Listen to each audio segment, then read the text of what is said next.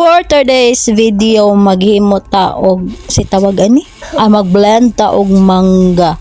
Kay init man kaayos tanan unya kay ga-crave man ni ang uban kini ako mga nagpalibot sa ako kay ganahan sila og bugnaw kay ara laging inita. No.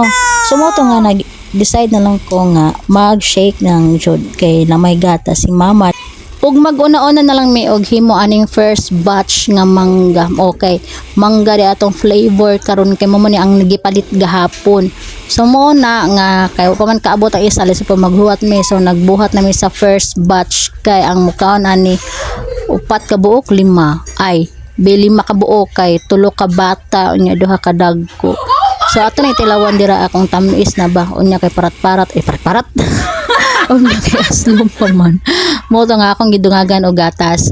Nga paghuman ana nagyaw-yaw ko kay nganong sige mapadula ng wire. Makaruntihan. O kana nagbahin-bahin nami ana kay para magpaabot nami sa katamong busing nga moabot kay iyahan na pud among i-blend ana. So sakto jud kay tanan no ang duha ka mangga katunga sab ang nabuhat.